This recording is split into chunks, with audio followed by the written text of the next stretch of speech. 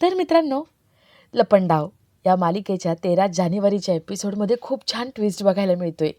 आणि ट्विस्ट असा असणार आहे की सखी अखेर शोधून काढते की कोणी बिल भरलं.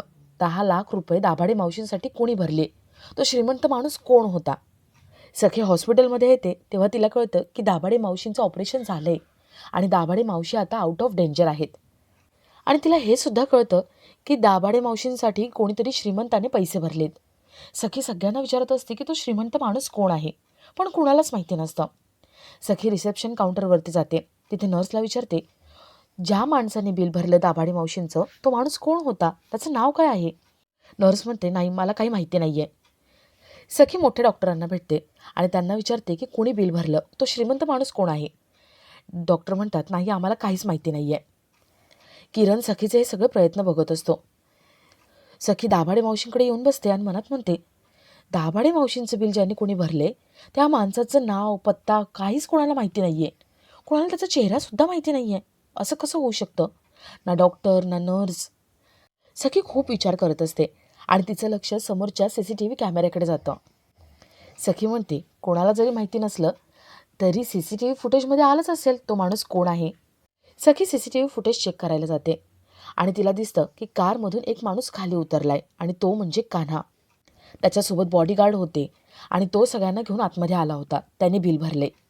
सखी हॉस्पिटलची बिलं वगैरे घेऊन घरी येते. इथे कान्हा सगळ्या मुलांसोबत आंधळी कोशिंबीर खेळत असतो. सखी त्याच्या समोर येऊन उभी राहते आणि त्याला म्हणते, कान्हा, हॉस्पिटलचं 10 लाख रुपयांची रिसीट आहे ही. एवढे पैसे कोणी भरले, मिस्टर कान्हा महाडिक, का वेगळं काही नाव आहे तुझं. कान्हा जरासा घाबरतो. त्याला वाटतं की सखीला आपलं सगळं सत्य कळलं का काय. आता कान्हाचं सत्य कळल्यानंतर सखीची रिॲक्शन काय असेल, ती आपल्या आईला एक्सपोज होऊ देईल का, हे बघणंही तेवढंच इंटरेस्टिंग असेल. तर या सगळ्याची सुरुवात कशी होते ते थोडक्यात पाहू.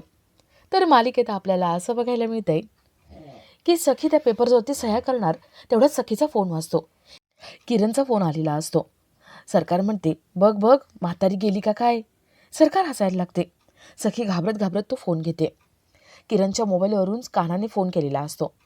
कान्हा म्हणतो, सखी मॅडम, ऑपरेशन सुरू झाले दाभाडे मावशींचं.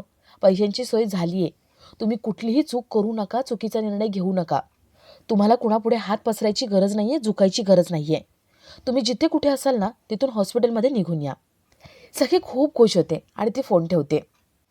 सरकार हसायला लागते. सरकार म्हणते, काय, गेली म्हातारी. सखी सगळे पेपर उधळून लावते आणि सरकारच्या पायाखालची जमीन सरकते. सखी म्हणते, देव आहे या जगामध्ये. चांगल्या माणसांसोबत चांगलं होतंच. देव पाठीशी आहे दाभाडे मावशींच्या. साईबाबांची कृपा झाली आणि त्यांनी दाखवून दिलं, दाभाडे मावशींच्या पाठीशी ते आहेत. भल्या भल्यांचा माज उतरलाय आता. दाभाडे मावशींचं ऑपरेशन सुरू झाले. सरकार, जेव्हा दाभाडे मावशींना डिस्चार्ज मिळेल ना, त्यावेळेस जगातली सगळ्यात महागडी मिठाई मी तुमच्या बंगल्यावरती पाठवून देईन. तोंड गोड करा, प्लीज खा हां. सखी पेपर्स फेकून तिथून निघते. इथे सरकार म्हणते, दाभाडे वाचले, पैसे कोणी दिले असतील. सरकार खूप टेन्शनमध्ये आलेली असते. तिच्या हातातोंडाशी आलेला घास निघून गेलेला असतो आणि यामुळे तिची खूप चिडचिड होते. तर इथे चाळकरीच डॉक्टरांचे आभार मानतात. डॉक्टर म्हणतात, तुम्हाला जर आभार मानायचे असतील तर यांचे माना. सगळे कान्हाचे आभार मानतात आणि देवाचे आभार मानण्यासाठी बाजूला जातात. कान्हा डॉक्टरांना बाजूला घेतो आणि त्यांना म्हणतो, थँक्यू सो मच, तुम्ही दाभाडे मावशींचं ऑपरेशन केलं. डॉक्टर म्हणतात, अरे कबीर, मी तुला आणि तुझ्या कुटुंबाला चांगलंच ओळखतो, त्यामुळे थँक्यू वगैरे बोलू नको. तुझ्या कुटुंबासाठी मी तुझ्यासाठी केलं आहे. कबीर म्हणतो, तेच ना, मला तेच बोलायचं होतं. मगाशी ऑपरेशनच्या आधी जो काही प्रकार घडला ना, तो आपल्यापुरताच ठेवा. या चाळकरांना त्याबद्दल काहीच माहिती नाही आहे. त्यांच्यासाठी मी कान्हाच आहे, कबीर नाही.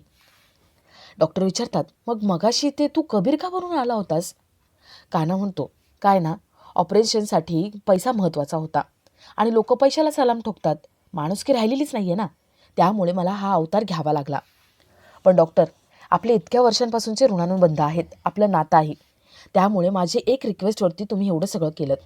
आता अजून एक रिक्वेस्ट आहे, प्लीज माझं सिक्रेट माझ्यापर्यंतच राहू द्या. कबीर किर्लोस्कर नाही, कान्हा महाडिक. मी कान्हा महाडिक आहे. चालेल ना. डॉक्टर म्हणतात, चालेल चालेल, मी तुमच्यासोबत आहे. तुम्ही काही काळजी करू नका, मी कोणाला काही सांगणार नाही. कान्हा थँक्यू म्हणतो आणि तिथून निघतो. तर थोड्या वेळाने सखी हॉस्पिटलला पोहोचते. सगळे कान्हाचं कौतुक करून सखीला सांगतात, सगळे म्हणतात, सखी तुला माहिती आहे का, कानाने जादूची कांडी फिरवली, हॉस्पिटलमध्ये भूकंप आणला, त्यामुळे मोठ्या डॉक्टरांनी ऑपरेशनला तयारी पण दाखवली आणि केलं सुद्धा. आपल्या कानामुळे सगळं चांगलं झालं गं, दाभाडे मावशी वाचल्या. सखी खूप खुश होते आणि कानाला भेटायला जाते. इथे काना उभा असतो आणि सखी त्याच्याकडे येते. सखी कान धरून उभी असते. सखी म्हणते, काना सॉरी, मी मगाशी तुझ्यावरती विश्वास ठेवला नाही रे. कान्हा, तू देशील ती शिक्षा मी भोगायला तयार आहे, तू फक्त सांग मी काय करू. कान्हा म्हणतो, अहो सखी मॅडम, तुम्ही काही चुकीचं केलं नाही हो. आणि कसं आहे ना, तुम्ही पण काळजीपोटी बोललात आणि आपण सगळे प्रयत्न करतच होतो ना, धावपळ करत होतो. त्यामध्ये समजायचं की झालं एखादी चांगली गोष्ट. जाऊ द्या, सगळं चांगलं झालं ना, साईबाबांनी योग्य मार्ग दाखवला. सखी कानाला पेढा भरवते आणि त्याला वाढदिवसाच्या खूप शुभेच्छा देते. सखी म्हणते, कान्हा तू चांगला माणूस आहेस रे, असाच चांगला राहा. पण मला एक कळत नाही, इतके पैसे आले कुठून? 10 लाख रुपये. कान्हा विचार करतो की आता सखीला काय उत्तर द्यायचं. तर इथे परशुराम घरी आलेला असतो. सरकार चिडचिड करत असते. सरकार म्हणते, कुठून आले एवढे पैसे? 10 लाख रुपये. त्या भिकारड्यांनी एकदम बघितले तरी असतील का एवढे पैसे? आणि एवढे पैसे आले आले कुठून? सरकार परशुची कॉलर धरते आणि म्हणते, आज ही सरकार सरकार होणार होती खऱ्या अर्थाने. चांगली सखी सही करणार होती. पेन कागदावर तिने ठेवला पण होता, पण तेवढ्यात फोन आला आणि हातातोंडाशी आलेला घास निघून गेला. परशु म्हणतो, सरकार नका काळजी करू तुम्ही, सगळं नीट होणार. सरकार म्हणते, हे जे वैभव आहे ना, हे लायकी तरी आहे का तुझी हे सगळं उपभोगायची? हे सगळं माझ्यामुळे होतंय. मी कमावलंय ना म्हणून तू उपभोगतोयस. कमवता येत नसेल ना तर घालवू तरी नकोस ना. गिळायला फक्त तोंड उघडायचं, सल्ले द्यायला नाही. जमलं तर काम कर. सरकार परशुला ढकलून देते. ती मनात म्हणते, हे कोणी केलंय ना, मला बघावंच लागेल. तर इथे सखी कानाला विचारते, कान्हा एवढे पैसे कुठून आले? मला आता मगाशी कळलं की तू पैसे भरलेत, सगळे तुला क्रेडिट देत होते, पण तुझ्याकडे पैसे कुठून आले? कान्हा थोडीशी मस्करी वगैरे करतो आणि सखीला सांगतो की एक श्रीमंत माणूस आला होता, त्याने पैसे भरले आणि निघून गेला. त्याला दया आली दाभाडे मावशींची, आपल्या सगळ्यांची, म्हणून भरले.